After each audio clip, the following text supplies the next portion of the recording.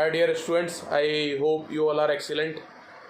और आज हम सेशंस ट्रायल एक इम्पॉर्टेंट टॉपिक कवर करते हैं। सेशंस ट्रायल कंप्लीट कि सेशन ट्रायल कैसे प्रोसीड करता है, क्या इम्पेडिमेंट्स इन बिटवीन क्रिएट करते हैं इसमें from both the sides, accuse की साइड से, या फिर बाकी क्या लीगल हर्डल्स हो सकती हैं, या फिर क्या रेमिफिकेशंस हो सकते हैं, कैसे कोई ट्रायल कंडक्ट होने में वाई टेक्स सो लॉन्ग कि 15-20 साल, 25 साल, 30 साल लग जाते हैं कई बार। तो ऐसा क्यों होता है, और ट्रायल के बेसिक जो 8 स्टेप्स में सेशंस ट्रायल डिवाइड किया है हम उसको भी देखते हैं। तो along with all the ancillary provisions from Indian penal Code, evidence act, Constitution of India and provisions within the CRPC, वो हम जल्दी से देखते हैं कि कैसे एक सेशन ट्रायल कंडक्ट होता है। तो in our code of criminal procedures they basically क्या है, since long we have not interacted, तो मुझे लगा कि आज आप लोगों के लिए कुछ स्पेशल गिफ्ट लेके आता हूँ। इसके बाद आपको कभी ज़रूरत नहीं पड़ेगी सेशन ट्रायल, कोई भी ट्रायल पैरेलल एनालॉजी ड्रॉ करके। बाकी ट्रायल क्या है, इसका मिनिएचर वर्जन है, डाइल्यूटेड वर्जन है, ये सबसे रिजिड और सबसे स्ट्रॉन्ग ट्रायल होता है सेशंस ट्रायल, है ना। तो बाकी क्या इसके मिनिएचर या डाइल्यूटेड वर्जन्स ही हैं। तो मजिस्ट्रेट ट्रायल और बाय ऑन पुलिस रिपोर्ट और अदरवाइज ऑन कंप्लेंट और समन ट्रायल और समरी ट्रायल, उसका भी मैं थोड़ा सा डोमेन आपको बता दूंगा। मेन हम सेशन ट्रायल समझ गए तो बाकी सारे ट्रायल आप अपने आप समझ जाओगे, तो आपको कभी कोई दिक्कत नहीं आएगी। कभी भी अगर आप प्रैक्टिस में जा रहे हो, किसी ट्रायल में अपीयर कर रहे हो प्रोसिक्यूशन या डिफेंस साइड से, तो बेसिकली डिफेंस साइड से ही करेंगे। बाकी तो इफ़ यू आर प्रोसिक्यूटर और जज, तब भी आपको एक अच्छी अंडरस्टैंडिंग डेवलप हो जाएगी if you listen to this lecture. होता क्या है कि कैसे रन करता है एक सेशंस ट्रायल। टोटल ट्रायल्स हैं हमारे पास 4 अंडर CRPC, चैप्टर 18, 19, 20, 21। ये 4 टोटल चैप्टर्स में डिवीज़न है इन ट्रायल्स का। तो सेशन ट्रायल है 225 से 237, trial of warrant case by magistrate 238 to 250, trial of summons case 251 to 59 and summary trials 260 to 265। तो बाकी क्या है कि स्लोली डाइल्यूट होते जाते हैं ऑफेंस, छोटे ऑफेंसेस में, मतलब कम क्वांटम ऑफ पनिशमेंट वाले ऑफेंसेस। तो सेशन ट्रायल सबसे मेजर है, 7 ईयर और मोर इम्प्रिजनमेंट वाले जो ऑफेंसेस हैं उनका ट्रायल सेशन में चलता है। बिकॉज अब असिस्टेंट जज वाली डेजिग्नेशन तो मोस्ट ऑफ दी स्टेट्स ने ख़त्म कर दी है, CGM, उसके बाद एडिशनल सेशन जज डेजिग्नेशन लगती है। तो CGM तक 7 ईयर्स का और 3 ईयर्स का JMFC तक, और बाकी समरी ट्रायल्स तो if high court specially assign then magistrate second class या फिर एग्जीक्यूटिव या JMFC कोर्ट में भी होता है ना। तो मेनली तो सेशन ट्रायल ही है अपना, जो 7 ईयर से ज़्यादा ही पनिशमेंट जैसे ही जा रही है, तो रिजिड एक बड़ा ही फॉर्मल वे में जो ट्रायल कंडक्ट हो रहा है। तो सेशंस ट्रायल के हम प्रोविज़न देखते हैं। Opening of the case, opening of the case will be by the public prosecutor, trial to be conducted by public prosecutor under section 225। It is said opening of the case for prosecution, public prosecutor as defined under उसकी powers and appointment section 24 और section 2U में, है ना, 2U definition clause में, वहाँ से public prosecutor appointment और definition power ये सब। तो उसके बाद opening of the case for prosecution, तो prosecutor will be coming as the opening batsman. तो when the accused appears or is brought before the under section 226 brought before the court in pursuance of a commitment of the case under section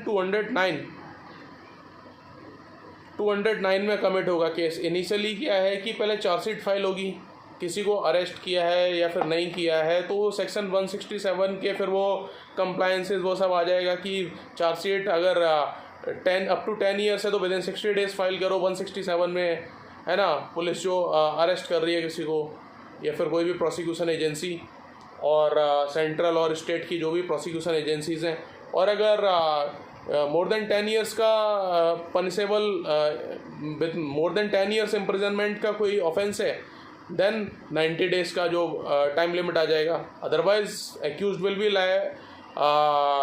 allowed for default bell, for claiming default bell.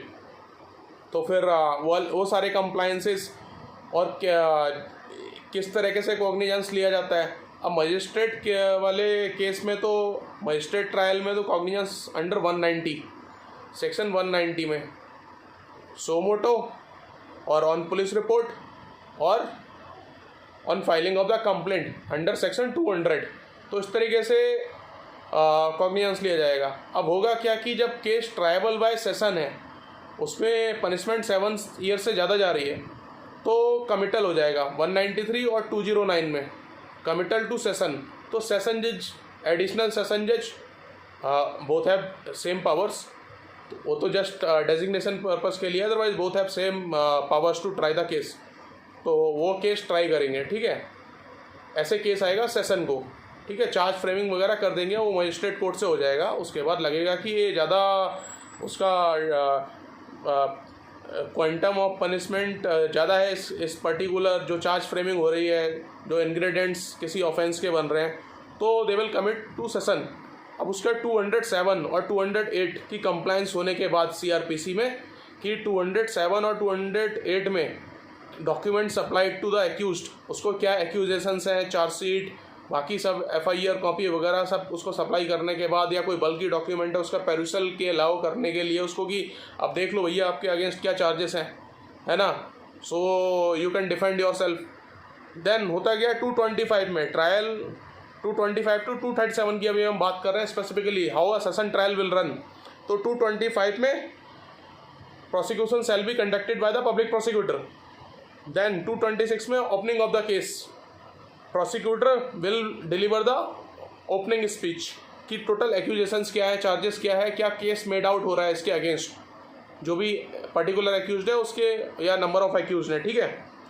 Prosecutor shall open his case by describing the charge brought against the accused and stating by what evidence he proposes to prove the guilt of the accused, ठीक है। तो अभी और भी मैं इसमें important चीज़ें बताऊंगा, बहुत रिलेटेड प्रोविजंस की कैसे आगे कहानी बढ़ती है। 227 में डिस्चार्ज, सेशन जज के पास ये डिस्क्रिप्शन है कि अगर लग रहा है कि sufficient ground is not made out recording is reasons for doing so, he shall discharge the accused, ठीक है। अगर कोई चार्ज फ्रेमिंग के लिए प्रॉपर चार्ज फ्रेमिंग के लिए कुछ लग नहीं रहा है कि कुछ ग्राउंड मेड आउट नहीं हो रहा है, ऑफेंस जो पर्टिकुलर ऑफेंस चार्ज करने की प्रोसिक्यूशन ने प्रपोज किया है, तो ही कैन डिस्चार्ज हिम। अब उसमें डाउट है, डायलेमा है सेशन जज को, या फिर लग रहा है कि एक्विटल या फिर कन्विक्शन में क्या फॉलो अप होगा, तो he need not act as a mere post office. तो applying his judicial mind he can decide कि ही शैल बी डिस्चार्ज, ठीक है। अगर ज़्यादा ही डाउट है, अगर लग रहा है कि हाँ it can result in conviction, then he will be framing the charge. तो under 228 he will be framing the charge.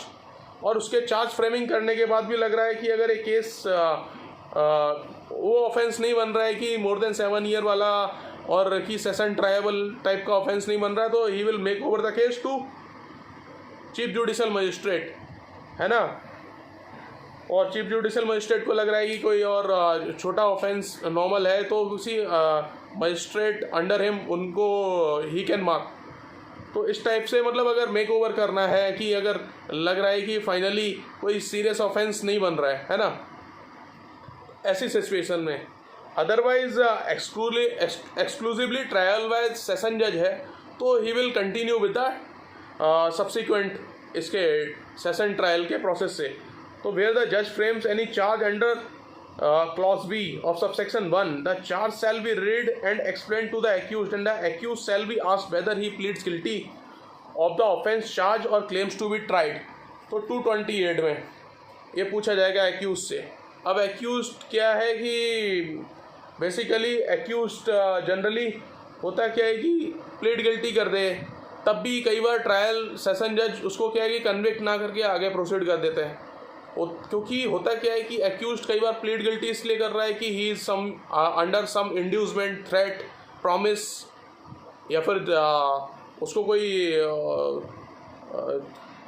क्या है कि किसी टाइप का कुछ उसको बोला है कि यार एज ए सब्स्टिट्यूट एक्यूज्ड बन जाओ, अपना वो प्लीड कर लो गिल्ट, मतलब किसी और के बेहाफ पे, तो फिर आपको पैसे पे कर दिए जाएंगे, या उस टाइप की कहानी ना वो बहुत सारे जो कन्फेशन में भी होती है।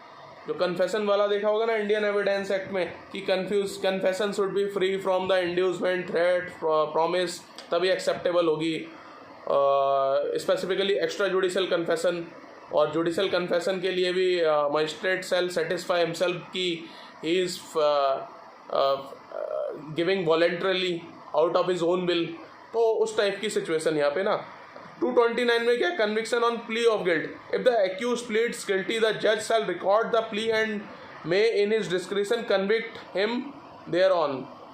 अगर लग रहा है कि सच में ये सारी इंड्यूसमेंट, थ्रेट, प्रॉमिस और हर तरीके से सारे इन्फ्लुएंसेस से, अनड्यू इन्फ्लुएंसेस से फ्री होके ये अपनी गिल्ट प्लीड कर रहा है अक्यूज्ड, तो उसको कन्विक्ट देयर ऑन 229 में कर सकते हैं। चार्ज फ्रेमिंग से पहले डिस्चार्ज कर सकते हैं 227 में, 228 में चार्ज फ्रेम होगा, है ना। अगर चार्ज फ्रेमिंग के टाइम ही लग रहा है कि सफिशेंट ग्राउंड मटेरियल अवेलेबल नहीं है ऑन रिकॉर्ड, तो उसको डिस्चार्ज कर देंगे, तो उसका तो उस टाइम वर्ड यूज़ करेंगे डिस्चार्ज, है ना। और 229 में एक्विटल करेंगे, क्योंकि अब क्या है कि या तो कन्विक्शन या एक्विटल। अब यहाँ पे क्योंकि हमारा लग रहा है कि चार्ज फ्रेमिंग के बाद इसके अगेंस्ट कोई ग्राउंड नहीं है, या तो वो गिल्ट प्लीड कर लेता है तो ठीक है, और नहीं तो अगर फिर भी कोई अगर नहीं लग रहा है, अब 228 की स्टेज के बाद जो भी होगा ना वो एक्विटल होगा। अब यहाँ पे डिस्चार्ज नहीं होगा क्योंकि चार्ज फ्रेमिंग हो चुकी है।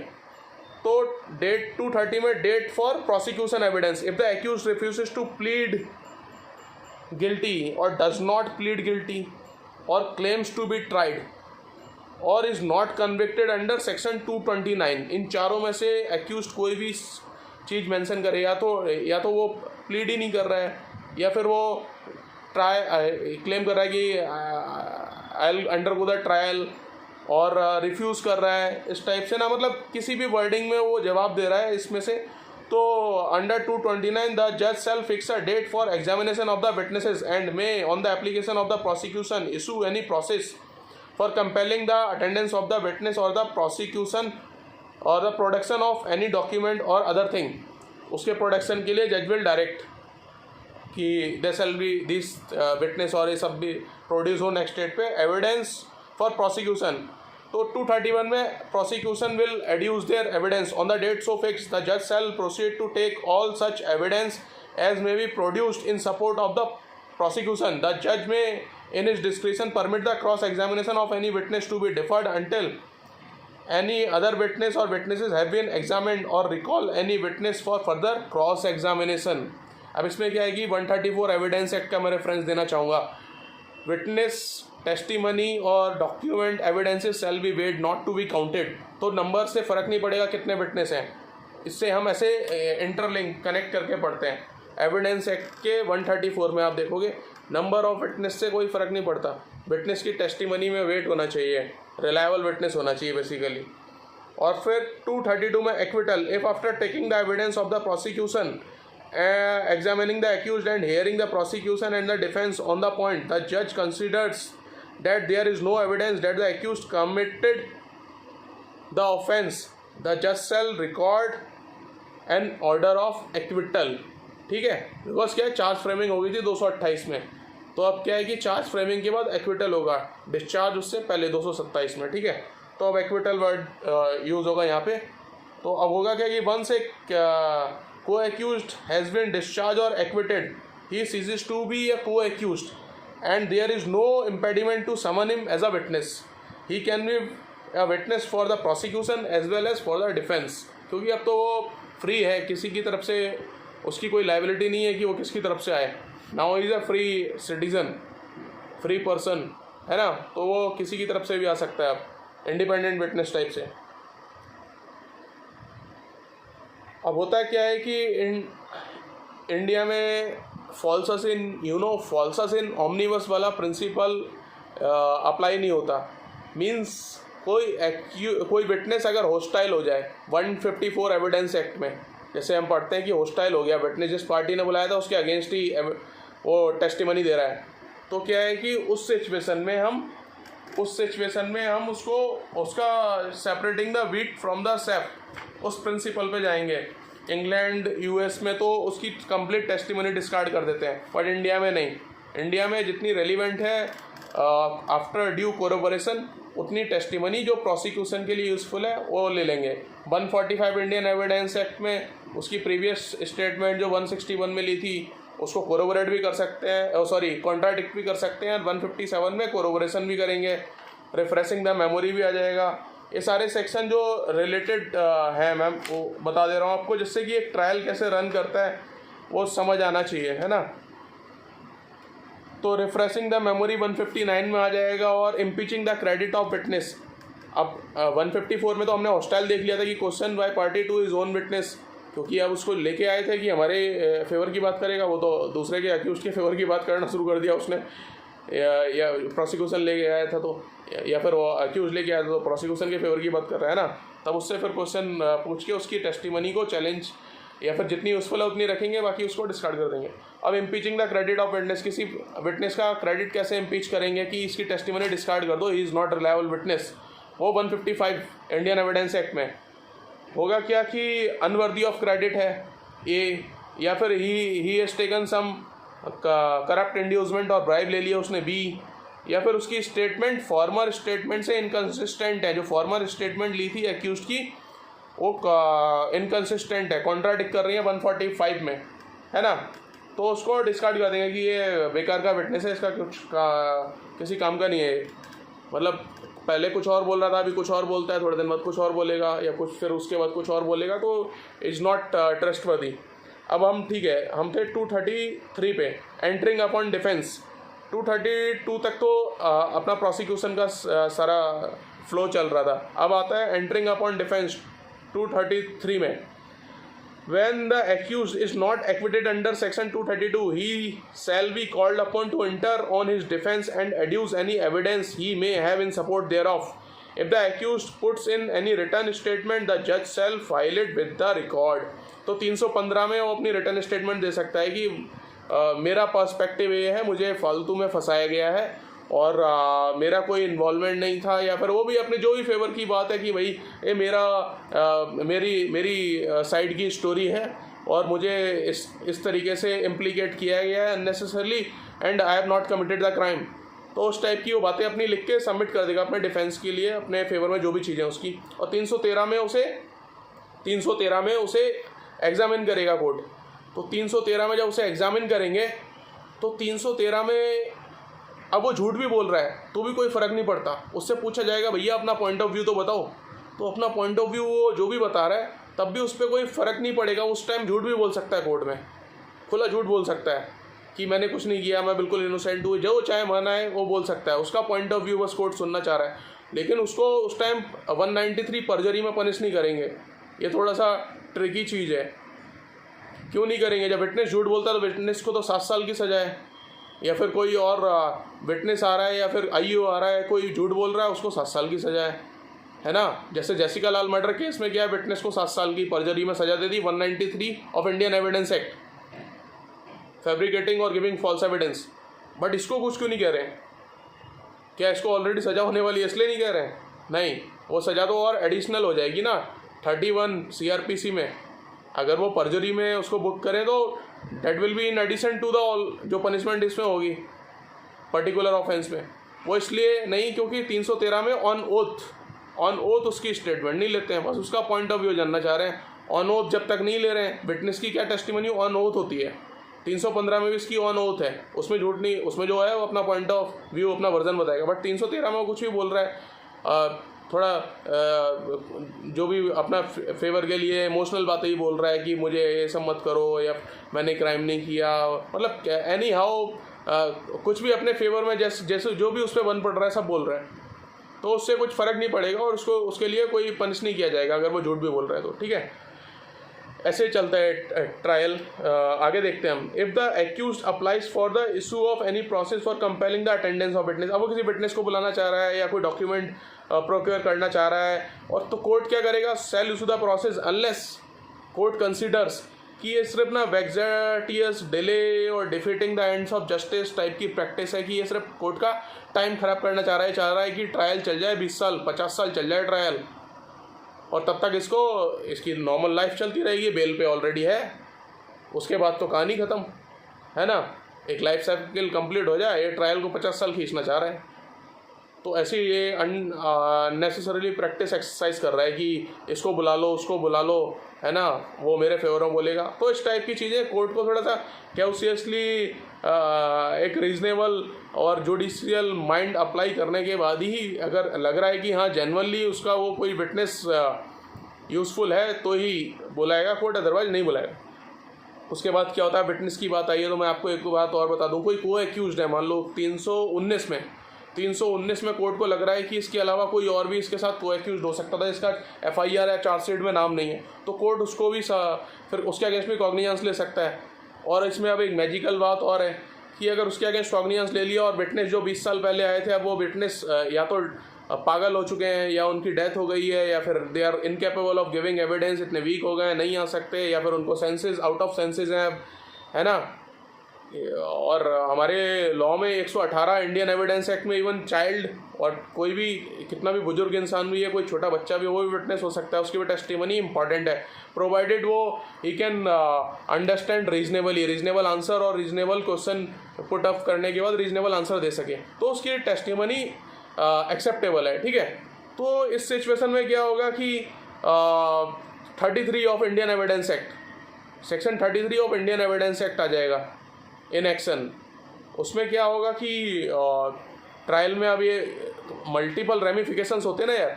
अब मान लो विटनेस वो नहीं है उसका, तो ख़त्म, वो विटनेस इनकेपेबल हो गया, डेथ हो गई, कुछ हो गया, पागल हो गया, इंजरी हो गई, सीरियस कॉमा में है। तो ऐसी सिचुएशन में क्या है कि जो नया एक्यूज हमने लेके आए हैं उसमें 273, वैसे तो नॉर्मल 273 CRPC में एक्यूज की प्रेजेंस में एविडेंस होना चाहिए। अब एक्यूज भाग ही गया है तो 299 में उसकी एब्सेंस में भी हो सकता है CRPC में, है ना। तो ये सारे प्रोविज़न इंपॉर्टेंट हैं। और अब वो वाली जो हम बात कर रहे थे 33 एविडेंस एक्ट में, तो पुरानी जो विटनेस टेस्टिमनी थी विटनेस की, वो अब नए एक्यूज के अगेंस्ट भी लगेगी, को एक्यूज के, क्योंकि अब विटनेस को तो प्रिक्योर नहीं कर सकते उसकी अटेंडेंस, तो उसके अगेंस्ट ट्रायल शुरू से माना जाएगा कि जो फर्स्ट एक्यूज के अगेंस्ट था, तो जो को एक्यूज अब बी बना दिया है नया 319 CRPC में, उसके एक्यूज भी, और अल्टरेशन ऑफ चार्ज भी कर सकते हैं। मान लो कि 307 का चार्ज बनाया था, अब वो ग्रीवियस एक्ट में डाल दे रहे हैं चार्ज कि अरे 307 का नहीं, ग्रीवियस एक्ट में होना चाहिए, तो अल्टरेशन ऑफ चार्ज 216 में, तो फिर विटनेस को दोबारा रिकॉल ऑफ विटनेस 217 में हो जाएगा। तो ये सारे ड्रामेबाजी चलती रहती है, जिसकी वजह से ट्रायल बहुत लंबा खिंच जाता है। अभी और भी चीज़ें ऐसी मैं बताऊँगा, तो ट्रायल इतना लंबा क्यों जाता है। फिर हुआ कि 217 में विटनेस बुलाए, अब विटनेस लोग बनना नहीं चाहते, इसलिए इस कंट्री में डरते हैं वो कि बार बार कोर्ट एक्यूज को इतना नहीं बुला रहा है और ना ही किसी सब विटनेस को निचोड़ के रख दे रहे हैं, तो सब विटनेस बनने से घबराते हैं। उसके बाद क्या होगा, 321 में प्रोसिक्यूटर के पास पावर है कि with the consent of central government and court या स्टेट गवर्नमेंट, जो भी कंसर्न प्रोसिक्यूटिंग अथॉरिटी है, वो किसी पर्टिकुलर एक्यूज के अगेंस्ट ट्रायल उसके अगेंस्ट वापस ले ले कि इसको अगेंस्ट ट्रायल कंटिन्यू नहीं करना है, इसके अगेंस्ट ज़रूरत नहीं है, कुछ मामला बनता नहीं है, वो 321 में प्रोसिक्यूटर के पास पावर है। और 306 में कोर्ट किसी उसको अप्रूवर बना सकता है कोर्ट कि यार ये विटनेस गवर्नमेंट विटनेस बन जाए, तो अगर वो नहीं कंप्लाई कर रहा है तो 308 में उसे और हायर पनिशमेंट दे सकते हैं कि पहले तो ये कोर्ट विटनेस बन गया, इसने माफ़ी ले ली और अब ये सपोर्ट नहीं कर रहा है प्रोसिक्यूशन का वर्जन, है ना, क्योंकि इसने इसका फेथ और एलिजेंस अगेंस्ट इसके खुद के को एक्यूज के अगेंस्ट ही नहीं रहा है, तो ये प्रोसिक्यूशन एजेंसी और पुलिसिंग को क्या सपोर्ट करेगा, तो उसकी उस पर ही भरोसा नहीं कर सकते ना। तो 133 of Indian evidence act accomplish, उसकी टेस्टिमनी हारून हाजी अब्दुल्ला केस, तो उसमें होगा क्या कि लैंडमार्क केस है हारून हाजी अब्दुल्ला 133, तो 133 में इंडियन एविडेंस एक्ट में उसकी टेस्टिमनी तो एज ए अकम्प्लिस सफिशेंट होगी theoretically, but practically supreme court has question कि इंडिपेंडेंट कोरेबोरेशन होना चाहिए। Section 114 illustration B Indian evidence act, वहाँ पे उसका इंडिपेंडेंट कोरेबोरेशन होना चाहिए को एक्यूज्ड की टेस्टिमनी का, then only you can convict, then it will be safe to convict, because वो अपने लोगों का सगा नहीं हुआ जो उसके को एक्यूज थे, तो वो प्रोसिक्यूशन एजेंसी, पुलिसिंग या कोर्ट का कैसे सगा हो जाएगा, समझ रहे हो। तो 311 में क्या है कि कोर्ट अगर मान लो कोई एक्विट हो गया है किसी के अगेंस्ट मामला, जैसे वो 321 में प्रोसिक्यूटर ने बोल दिया कि इसके अगेंस्ट करने का कोई मतलब नहीं है, कुछ बनता नहीं, बाद में रियलाइज़ हुआ कि ये गलत बुक हो गया था, तो उसको क्या है कि 311 में वो इंडिपेंडेंट विटनेस हो सकता है, कोर्ट विटनेस बन जाए, बाद में कोर्ट बोलेगी यार हमारी मदद कर दो अब डिसाइड करने में for the ends of justice. तो उसके बाद होता क्या है कि और जो मुझे प्रोविज़न याद आ रहे हैं, काफ़ी सारे प्रोविज़न है जो आपको बताना चाहता हूँ कि कैसे ट्रायल में चीज़ें चलती हैं। और होता क्या है कि जब तक ट्रायल चल रहा है, आपको एक्यूज ज़्यादा उसके पास पैसे वगैरह हैं, थोड़ा सा फाइनेंशियली पावरफुल है, वो क्या है कि हाई कोर्ट अपील में चला जाएगा, 482 की क्वेसिंग लगा देगा, स्टे ले लेगा ट्रायल पे, 226, 227 कॉन्स्टिट्यूशन ऑफ इंडिया क्वेसिंग में चला जाएगा, सर्सियोररी रेट लगा देगा कि कॉग्निजेंस ऑर्डर और कॉग्निजेंस लिया मेरे अगेंस्ट, उसको कॉग्निजेंस ऑर्डर को चैलेंज कर देगा, या फिर रिवीजन में चला जाएगा 397/401 में, है ना। तो ये सारे इम्पेडिमेंट्स वो क्रिएट करेगा, ट्रायल को हॉल्ट पे डाल देगा, तब तक ट्रायल जज की पोस्टिंग हो जाएगी, उसके बाद प्रोसिक्यूटर की ट्रांसफ़र हो जाएगा, ट्रायल जज का ट्रांसफ़र हो गया, उसके बाद फिर वो ऐसे ही वो सब चलता रहेगा साइकिल। फिर वो मेडिकल कुछ रीज़न दे दिया, आ नहीं रहा है ना। बेल पे तो हम मान के चल रहे हैं, पहले इनिशियली उसने बेल ले ली थी, ट्रायल शुरू होने के 1-2 साल में बेल ले ली थी उसने, 1-2 साल ही जेल में रहा। अब क्या है कि बाकी बची हुई पनिशमेंट वो सेटअप हो जाएगी 428 CRPC में, है ना, अगर फ्यूचर में उसको कन्विक्शन होती है तो। और अब वो मान लो अगर जेल में है तो फिर वो क्या करेगा, बेलेबल में तो 436 में मिल ही जाती है, 437 में नॉन बेलेबल में ये जाएगा सेशन या फिर हाई कोर्ट सेशन में जाएगा 437 में, और 439 में जाएगा हाई कोर्ट या सेशन कि मुझे बेल दे दो। और इनिशियली एंटीसिपेटरी बेल वाला गुरुबख्श सिंह सिबिया लैंडमार्क, वो तो आपको पता ही है कि कुछ को एक्यूज्ड उनको लग रहा है कि बाद में अरेस्ट कर लें। अभी तो सतेंद्र अंतिल सुप्रीम कोर्ट का लैंडमार्क जजमेंट 2022 का, उसमें अगर आपने before filing of the chargesheet during pending investigation arrest नहीं किया तो वहाँ पर नॉर्मली अरेस्ट नहीं करोगे, बेल तो मिल ही जाएगी। लेकिन नॉर्मल मैं सिचुएशन बता रहा हूँ कि जिससे कि आपको सारे प्रोविज़न में रिवाइज करा पाऊँ यहाँ पे कि कैसे ट्रायल चलता है, कौन कौन से प्रोविजंस का यूज़ होता है। अब भाग गया है कोई तो 82-83 में उसको 82 में एब्सकॉन्ड और फिर अटैचमेंट ऑफ प्रॉपर्टी 83 में साइमल्टेनियसली ये सब हो जाएगा, है ना नॉर्मली। और 87 जो है अपना CRPC का, उसमें क्या है कि नॉर्मली समन से किसी को बुला रहे थे तो अब वो नहीं आ रहा है बार बार, तो उसको एक्यूज हो या विटनेस हो, बाद में उसको अगेंस्ट वारंट भी जारी किया जा सकता है, भैया आ जाओ, है ना। तो मैक्सिमम जो प्रोविजंस हैं वो मैं कवर कर रहा हूँ, इसको आपको समझ आ जाए कि एक ट्रायल रन कैसे करता है, कौन कौन से प्रोविजंस इन्वॉल्व होते हैं। तो यहाँ पे हमने तीनों टाइप के कॉग्निजेंस भी देख लिए कि मजिस्ट्रेट ट्रायल में 190 में सो मोटो हो जाए या फिर बेल पे हो जाए, कंप्लेंट पे हो जाए कि कंप्लेंट 190 में या तो सो मोटो या फिर पुलिस रिपोर्ट 173 में FIR, फिर वो चार्जशीट 173, या फिर वो कंप्लेंट पे हो जाए तो 200 वाला, 200 से 203 वाला वो प्रोसेस चलेगा एग्जामिनेशन। उसके बाद फिर वो मजिस्ट्रेट में क्या है कि 244 में मजिस्ट्रेट ट्रायल में पहले 238 से लेके 243 तक चलता है पुलिस रिपोर्ट पे, 243 से फिर जाता है आगे मजिस्ट्रेट ट्रायल 243 से 247 तक, 244 से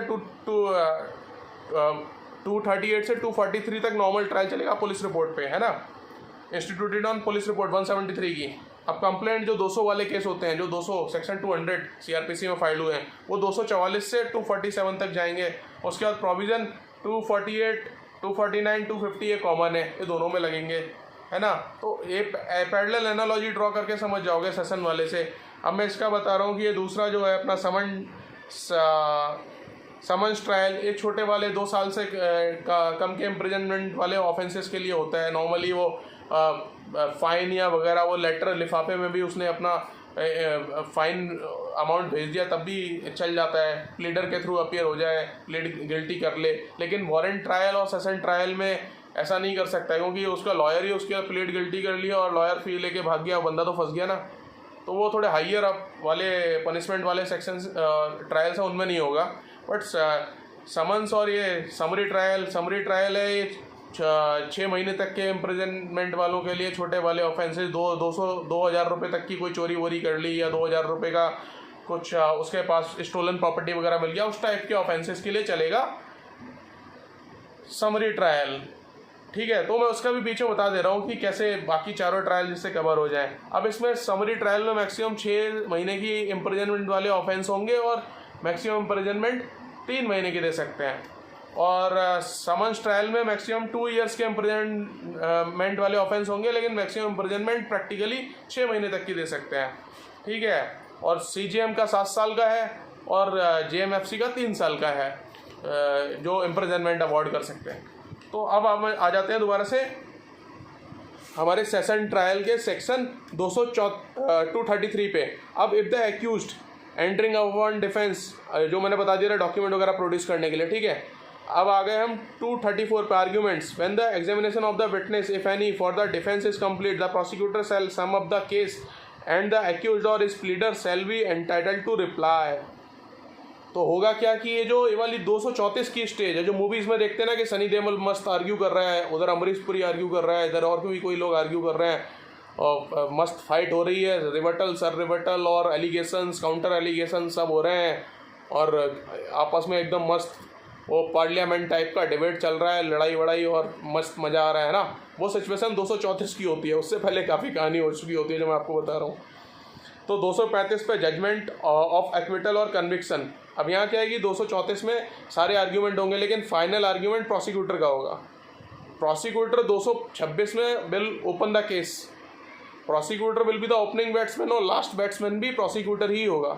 इन बिटवीन एक्यूज्ड अपनी बात कर सकता है 233 में एंटरिंग अपॉन डिफेंस, और 234 में आर्ग्यूमेंट में है ना उसका प्लीडर, उस एक्यूज्ड के लॉयर, और एक्यूज्ड बेसिकली थ्रू लॉयर अपनी बात कर सकता है अपने जो भी फेवर में चीज़ें। तो जजमेंट ऑफ एक्विटल और कन्विक्शन ये हो जाएगा 235 में। ठीक है, तो 235 में अब जज विल या तो एक्विटल चला गया तो अलग बात है, और बेसिकली होगा क्या कि 235(2) सेक्शन 235 सबसेक्शन 2 के अकॉर्डिंग सेम डे सज़ा या फिर वो नहीं सुनाया जा सकता जजमेंट। तो जज will give a deferred date कि नेक्स्ट डेट पे आना, तब तक वो जजमेंट रिजर्व्ड है। अब उसमें जो भी है क्वांटम ऑफ पनिशमेंट पे भी आर्ग्यूमेंट हो जाएगी बेसिकली, है ना, उससे पहले। तो जो नेक्स्ट डेट पे क्वांटम ऑफ पनिशमेंट सुना जाएगा उससे पहले इस पे 235(2) पे if the accused is convicted और जज shall unless proceeds in accordance with the provision 360 hear the accused on the question of sentence and then pass sentence on him according to law. तो इसमें क्या होगा, प्रोसिक्यूशन बेस्ड ऑन द कि इसको maximum सज़ा देनी चाहिए, ये वो फलाना ढिमका, बहुत सारी कहानियाँ कि जितनी अगर मान लो 20 साल की सज़ा है पर्टिकुलर ऑफेंस में, उम्र कैद, लाइफ इम्प्रिजनमेंट, डेथ, वो मैक्सिमम इतनी देनी चाहिए, और सारे अपने फेवर के और डिफेंस वाले अपने फेवर के सारे, अरे नहीं कम करनी चाहिए, सोल ब्रेड अर्नर है, बीवी बच्चे हैं, ओल्ड पेरेंट्स हैं और सारे डिपेंडेंट हैं, सोल ब्रेड अर्नर और ये वो कहानी, मतलब इतनी मजबूरियां हैं, मेडिकली वीक है, ये है वो है, पता नहीं, मतलब जितनी चीज़ें ना। अब उसके बाद वो सब कंसिडर करने के बाद एट इज डिस्क्रिशन मिनिमम से लेके मैक्सिमम समवेयर इन बिटवीन, और ऊपर से वो सेट ऑफ पहले अगर जेल में रह चुका है कस्टडी में जुडिशियल या फिर पुलिस कस्टडी में, जुडिशियल कस्टडी में, वो सब भी तो सेटअप होगा 428 CRPC में। तो उसको सेटअप करके जज will pronounce the quantum of sentence कि कितने साल के लिए, है ना, और किस किस ऑफेंस में चार्ज थे, तो वो सब एक के बाद एक लगेंगे unless he has written in judgement that they shall run concurrently. Section 31 CRPC concurrently run करेंगे, अदरवाइज वो एक के बाद एक करेंगे। 500 साल की सज़ा भी हो जाती है बाहर कंट्रियों में, है ना। अब इंडिया में क्या, मान लो उसने कई सारे ऑफेंस में चार्ज था, सब मिला के 15 साल, किसी में 20 साल, किसी में लाइफ इम्प्रिजनमेंट, किसी में 14, 10, 7, ऐसे मिला के 70-80 ईयर्स की सज़ा हो रही थी। लेकिन अब वो कंकरेंटली रन करेंगे तो सारी पनिशमेंट्स तो समवेयर जाके वो बन रही है 12 ईयर 13 ईयर, है ना, कंकरेंटली रन कर रही है तो। और ऊपर से सेटअप भी हो रहा है उसका, जो पहले 4 साल जेल में रह चुका है, बाद में बेल ले ली थी ड्यूरिंग ट्रायल, तो वो करने के बाद अब उसको 6-7 साल और जेल में रहना पड़ेगा।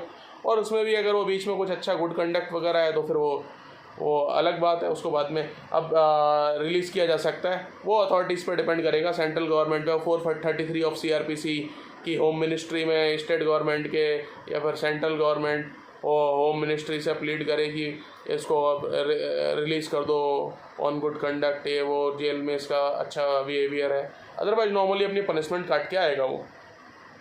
अब इसको बेनिफिट 360 CRPC का बेनिफिट, बेसिकली 360 CRPC का बेनिफिट मिलता है प्रोबेशन ऑफ ऑफेंडर्स। अगर पहली बार कोई है 21 साल से कम का है और लेडी है और 21 साल से कम का है, तो उसको कोई भी अमाउंट होगा तो उससे कितना भी पनिशमेंट अमाउंट है उस ऑफेंस में उसको प्रोबेशन ऑफ ऑफेंडर्स एक्ट में प्रोबेशन पे छोड़ देंगे बॉन्ड भरा के। और अगर बाकी जो मेल अडल्ट है उसके लिए 7 साल तक का है तभी बेनिफिट मिलेगा, अदरवाइज नहीं मिलेगा। ठीक है, अब प्रीवियस कन्विक्शन इसकी देखी जाएगी। IPC सेक्शन 75 के साथ रीड करोगे, सेक्शन 211 सब सेक्शन 7 CRPC के साथ रीड करोगे, सेक्शन 298 के साथ रीड करोगे CRPC के कि इसकी प्रीवियस इसको कभी कन्विक्ट किया है, हैबिचुअल ऑफेंडर है, फर्स्ट टाइम ऑफेंडर है, उसके बेस पे भी उसका क्वांटम डिसाइड किया जाएगा, है ना, पनिशमेंट का। और मैं इनिशियली वो बताना था कि इनिशियली ट्रायल ही उसके अगेंस्ट इनिशिएट नहीं होता अगर वो ये सेम फैक्ट वगैरह बता दे, order first convict, order first acquit, वो बता दे कि पहले भी सेम फैक्ट पे ट्रायल चल चुका है ना।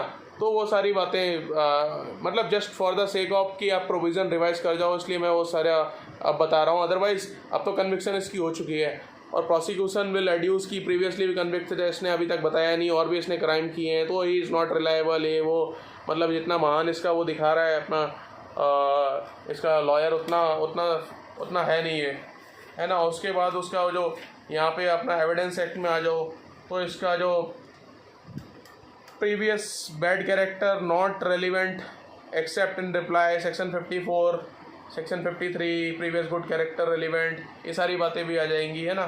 तो मैक्सिमम जितने और उसके अगेंस्ट टेस्टिमनी देनी है किसी एक्सपर्ट की, डॉक्टर की, तो उसकी रेलिवेंसी कहाँ होगी सेक्शन 45 में, और उसकी एडमिसिबिलिटी सेक्शन 293 में। अगर कोई वो एग्जामिनर सेंट्रल या फॉरेंसिक वो रिपोर्ट वगैरह 293 CRPC में, और 291A में, उसका 291A में ये आ जाएगा इसका मेडिकल वाला, कहाँ गया फाइल अब काफ़ी, हाँ, आइडेंटिफिकेशन परेड, मेडिकल विटनेस आ जाएगा उसकी टेस्टिमनी 291 में, और 291A में आइडेंटिफिकेशन रिपोर्ट ऑफ मजिस्ट्रेट जो TIP करा रहे हैं, test identification parade, section 9 evidence act में, वो उसकी रेलिवेंसी वहाँ है, एडमिसिबिलिटी 291A में है।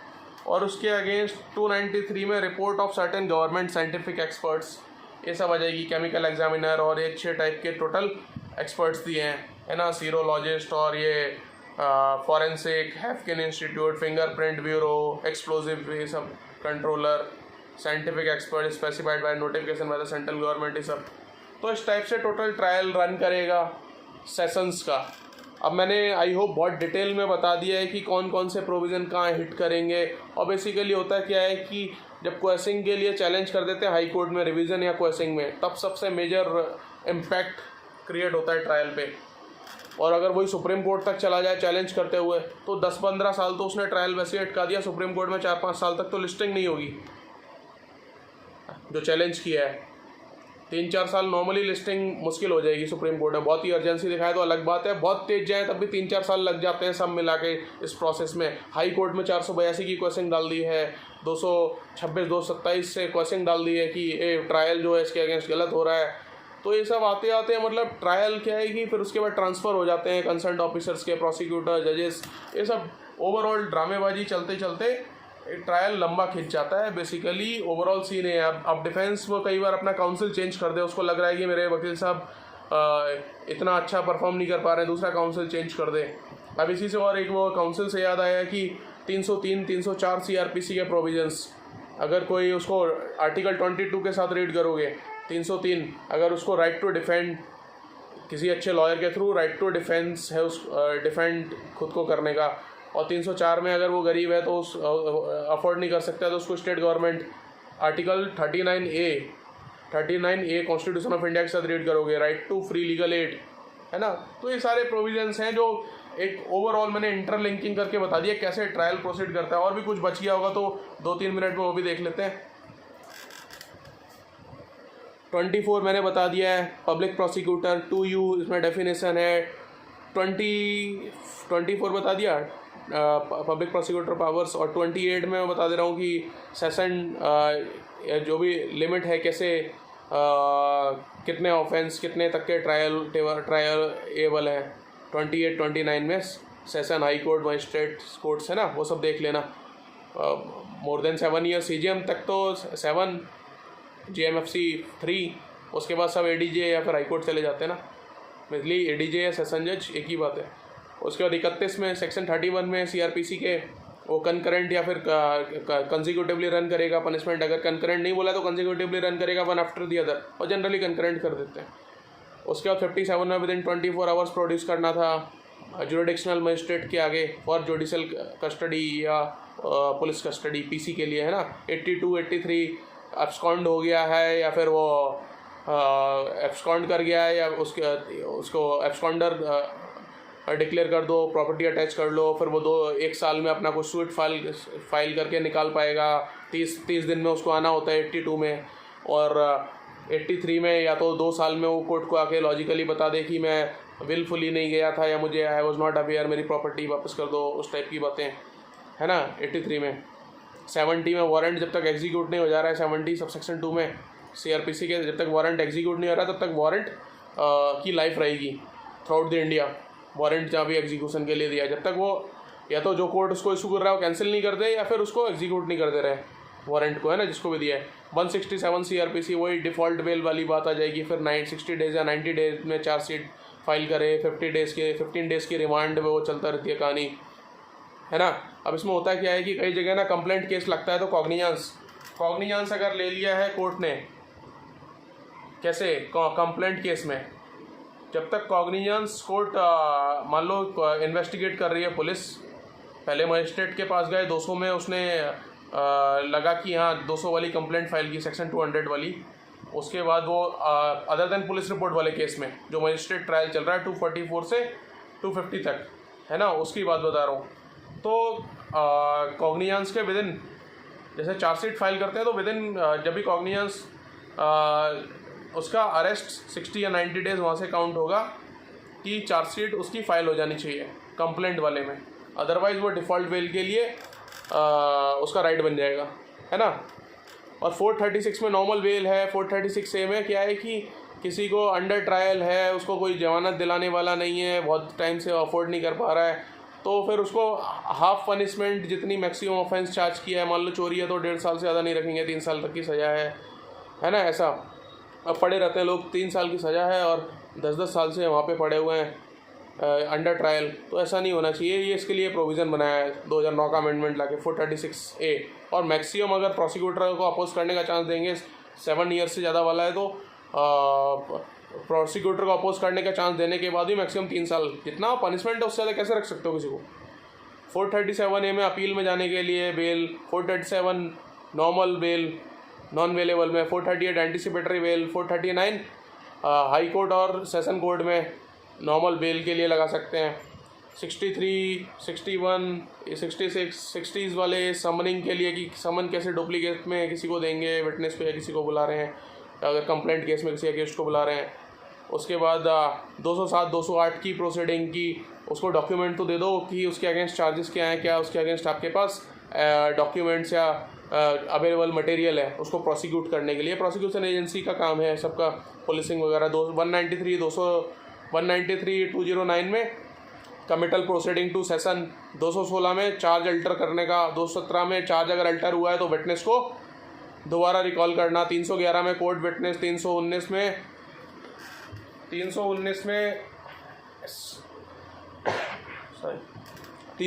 में किसी को एक्यूज के अगेंस्ट कॉग्निजेंस लेना, और 298 में कि वो सेक्शन 75 IPC 298 तो 211 सब सेक्शन 7 प्रीवियस कन्विक्शन बताना मिटिगेटिंग एग्रावेटिंग सर्कमस्टांसेस के लिए for the purpose of argument on quantum of punishment. 313 में ही उसकी अपनी खुद की स्टेटमेंट वगैरह लेंगे, एक्यूज अपनी खुद की कोई अपने फेवर की बात कर सकता है 313 में। 315 में वो रिटर्न स्टेटमेंट वगैरह दे सकता है अपने फेवर में, और 300 में ऑटरेफॉइस एक्विट ऑटरेफॉइस कन्विक्ट। 300 का काउंटर प्रोविज़न है section 40 Indian evidence act section 40 में, है ना। और इसका सेम है डबल जीओपार्डी आर्टिकल 20 क्लॉज 2 डबल जीओपार्डी, और सेम रेस जुडिकेटा सिविल में। ये चारों काउंटर पार्ट प्रोविजंस हैं कि किसी को नीमो डेविड विज वेक्सारी प्रो उना टेंडम कोसा, जो उसमें बोलते हैं कि दोबारा किसी सेम ट्रायल सेम फैक्ट पे किसी को हरास या वैक्स नहीं किया जाएगा, तो वो यहाँ से आता है। और ये सारा आर्टिकल सेक्शन 300 CRPC और सेक्शन 40 इंडियन एविडेंस एक्ट और रेस जुडिकेटा, है ना, ये सब ओरिजिनेट कहाँ से हुआ? Article 20 clause 2 double jeopardy Constitution of India. और 397 401 ये रिवीजन वाले प्रोविजन, जहाँ वो ट्रायल इम्पीड करने के लिए हाईकोर्ट चला जाएगा। 482 482 में कॉसिंग के लिए चला जाएगा। 360 का बेनिफिट प्रोबेशन ऑफ ऑफेंडर्स, है ना, वो वाला, या फिर ये 360 CRPC का बेनिफिट। 428 set of. 273 में नॉर्मल एक्यूज की प्रेजेंस में लेना है एविडेंस, नहीं तो 299 में एक्यूज की एब्सेंस में भी ले सकते हैं अगर वो भाग गया या फिर नहीं मिल रहा है, आना नहीं चाहता है, एब्सकॉन्ड कर गया है। और सेक्शन एविडेंस एक्ट के 33 इंपॉर्टेंट है, 14 इंपॉर्टेंट है। 14 इंटेंशन उसकी जो भी थी कहाँ से डिसाइफर करेंगे, मेंसरिया 14 से सेक्शन 14। 133 अकम्प्लिस 40 सेक्शन 40 वही डबल जीओपार्डी वाला जो मैं बोल रहा था कि प्रीवियसली, है ना। और 137 examination in chief cross examination re examination यहाँ से हम करेंगे। 118 टेस्टिमनी कौन who will be the competent witness. 141 when leading questions can be asked in cross examination. और 155 impeaching the credit of witness. 154 hostile witness. 118 ये हो गया हमने टेस्टिमनी, तो who will be the competent witness. 145 contradictory statement को contradict अगर कर रहा है प्रीवियस वाली तो उसमें 145 का यूज़ होगा। 146 कौन से क्वेश्चंस पूछे जा सकते हैं। 57 corroboration. 159 refreshing the memory. Article 20 important है। आर्टिकल 21 इंपॉर्टेंट है। आर्टिकल 20 क्यों? Ex post facto 20 clause 1, 20 clause 2 double jeopardy, 20 clause 3 self incrimination. Article 21 right to life and liberty. Article 22 जहाँ से वो section 57 and section 167 of the CRPC originate होते हैं। 24 right to defend. Article 39 है, इसके साथ रीड होगा right to defend. Section 304 read होगा CRPC का। सेक्शन 303 रीड होगा। कहाँ से उसको राइट टू डिफेंड, कोई अच्छा लॉयर दो उसको लीगल राइट टू डिफेंड, और 24 घंटे में उसको जुरिडिक्शनल मजिस्ट्रेट के आगे पेश करा जाए, वहाँ से उसकी कस्टडी प्रोक्योर करी जाए, पुलिस कस्टडी या फिर जुडिशल कस्टडी जो भी रिमांड है ना, PC या JC, तो दो सेक्शन ये आर्टिकल 22 से आती है वो सारी पावर। तो Constitution of India that's why grundnorm सारा पावर यहीं से ओरिजिनेट होती है। Section 226 227 superintendence power of the high court. तो हाई कोर्ट नीचे वाले कोर्ट पे सर्स्योररी मैंडामस ये सब एक्सरसाइज कर सकता है कि कॉग्निजेंस अगर गलत ले लिया क्वेश्चन कर सकता है। जो 482 में नहीं हो रहा है, 482 CRPC में नहीं हो रहा है मान लो कई बार, तो फिर वो एक्यूज 226 227 में भी आ सकता है कि 482 में क्वेश्चन नहीं हो रही है तो इसमें आ जाओ, या तो रिवीजन में चले जाओ 397 या 401 में। ये सारे प्रैक्टिकल एस्पेक्ट्स हैं कि 482 की क्वेश्चन अगर खत्म हो गई है वो जुरिडिक्शन तो इसमें आ सकते हैं। सर्स्योररी क्वेश्चन करो, एक्सीडिंग द जुरिडिक्शन कॉग्निजेंस लिया, है ना, ये गलत कॉग्निजेंस ले लिया, तो ये सारी पैरेलल एक्सरसाइज कर सकते हैं। इंटरप्ले ऑफ प्रोविजंस है, कैसे प्रैक्टिकली चीज़ें प्रोसीड होती हैं, ये सब मैं बता रहा हूँ आपको बेस्ड ऑन माई एक्सपीरियंस। तो डेट्स ऑल। अब मैंने बाकी आपको बता दिया है कि related provisions of and impediments क्या होते हैं ट्रायल में। बाकी 236 प्रीवियस कन्विक्शन वाला बता दिया था सेशन ट्रायल में, और इम्पॉर्टेंट है, कई सारे स्टेट जुडिशरी पूछ लेते हैं यार ये सब। और उसके बाद 237 में क्या है कि procedure in case instituted under section 199(2), अगर वो गवर्नर, प्रेसिडेंट या एडमिनिस्ट्रेटर ऑफ यूनियन टेरिटरी उसके अगेंस्ट कोई केस बन रहा है तो public prosecutor will be representing him, because public prosecutor is the government, central government या स्टेट गवर्नमेंट जिसका भी पब्लिक प्रोसिक्यूटर है, ही will be the government in court और रिप्रेजेंटिंग द गवर्नमेंट। तो वो तो खुद आएंगे नहीं, तो उनके ब्याह पे वो सारा इसका फिर जो प्रोसीजर फॉलो होगा 237 में, वो प्रोसीजर होगा ये वाला अपना जो वारंट ट्रायल वाला प्रोसीजर, जो मजिस्ट्रेट वारंट ट्रायल में प्रोसीजर फॉलो करता है वो प्रोसीजर फॉलो किया जाएगा 237 में। अगर 199 ये डिफेमेशन वाले 199(2) में सेक्शन 237 ऑफ सेशन ट्रायल की बात बता रहा हूँ, इन कैमरा होगा, डिफेमेशन वाला केस है ना, और इसमें अगर वो प्रूव कर पाते हैं कि ठीक है जिसके अगेंस्ट वो डिफेमेशन वाला डाला गया है केस प्रूव होता है तो ठीक है, नहीं होता है तो वो 1000 रुपये का वो अपना मुआवजा और कंपनसेशन क्लेम कर सकता है। तो ये सारी कहानी है बेसिकली, है ना।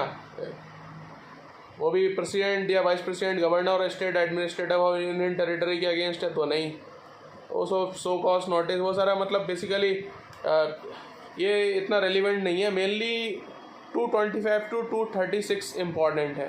237 क्या है कि वो फिर सेपरेट टाइप का प्रोविज़न हो जाता है, सेशन ट्रायल में डाल तो दिया है, लेकिन हेयर सेशन ट्रायल सेशन जज will follow the procedure followed by court of magistrate on a case instituted otherwise than on a police report, इस टाइप का ये फॉलो होगा। तो ये बस इतना लिखने के लिए काफ़ी है 237। अदरवाइज मेन जो ट्रायल है हमारा वो 225 to 236 रन करता है, और उसमें भी इम्पॉर्टेंट जो प्रोविज़न है 225 to 26 प्रोसिक्यूशन ओपनिंग, ठीक है, opening batsman, 227 discharge, 228 framing of charge, जो 1 वर्ड 1 सेंटेंस में बता रहा हूँ।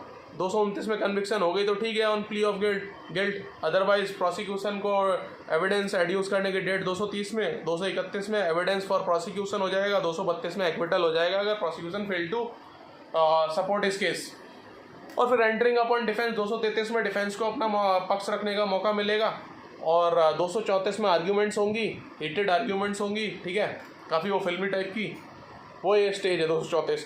और 235 में based on those all evidences, witnesses, testimony, सारे ट्रायल, वो जब सारी चीज़ें हर्डल्स क्रॉस करने के बाद ट्रायल अपने फाइनल आउटकम पे आएगा तो फिर वो एक्विटल या जजमेंट होगा, और फिर उसको 235(2) में बाद में प्रोनाउंस किया जाएगा, और क्वांटम ऑफ पनिशमेंट पे बहस होगी, प्रीवियस कन्विक्शन वगैरह कुछ है तो ठीक है, वो एग्रावेटिंग मिटिगेटिंग में काउंट हो जाएंगे, ओवरऑल फिर देन पनिशमेंट हो जाएगी, और ठीक है उसको जेल में भेज दिया जाएगा। अब उसको फिर अपील की बात आ जाती है कि भैया अब वो अपील में चला गया, तब क्या, फिर कहाँ पे आ जाएगा, फिर से 437 पे आ जाओ, 437A। अब उसको यहाँ सेटिस्फेक्शन नहीं हुआ है तो वो अपील में चला गया, है ना, तो उसको फिर बेल देनी पड़ेगी, वो सब बेल बॉन्ड है, सब bail bond shall be enforce for 6 months, appeal का मौका मिल जाएगा। अब सो हाई कोर्ट से निकल गया, हाई कोर्ट में उसने फिर से इनोसेंस प्रूव कर दिया। पहले क्या था, हाई कोर्ट में जा रहा था वो रिवीजन में, सेशन में जा रहा था 397, हाई कोर्ट में जा रहा था 401 में, फिर 482 में जा रहा था, फिर जा रहा था वो 226 227 में सर्स्योररी में क्वेश्चन के लिए। उसने पूरी जान लड़ा ली कि ट्रायल ना चले। अब ट्रायल चल गया और ट्रायल का आउटकम एक्विटल आ गया तो बात ही अलग है, और कन्विक्शन आ गया तो फिर वो जाएगा हाई कोर्ट। हाई कोर्ट में वो जुरिस्प्रूडेंशियल एस्पेक्ट और उन सब पे आर्ग्यूमेंट करके अगर केस ओवरटर्न करा दिया उसने सेशन का डिसीजन तो फिर एक्विटल, फिर अगर वहाँ भी नहीं तो सुप्रीम कोर्ट जाएगा। तो ये सब चलता रहता है कहानी बेसिकली, इसलिए लंबा सारी सिचुएशन चल जाती हैं, और उस ड्यूरेशन में वही सारा गेम चलता रहता है, बेल और ये सब। तो these are all from my side कि आपको एक अच्छे से मैं प्रैक्टिकली कैसे चीज़ें एग्जीक्यूट होती हैं वो बता सकूं।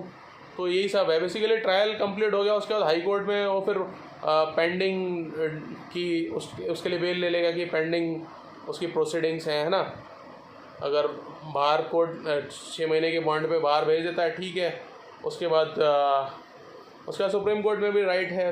देखो ऐसे बहुत सारे केसेस होते हैं जहाँ पे सेशन ने किया है, फिर हाई कोर्ट ने एक्विट कर दिया, फिर सुप्रीम कोर्ट ने एक्विटल अपील किया, या फिर रिवर्स कर दिया, तो डेट्स कि लॉयर कौन है, उसका कितनी प्रिपरेशन करके गया है, क्या सिचुएशन सर्कमस्टांसेस रहे हैं, तो this is all our judicial setup.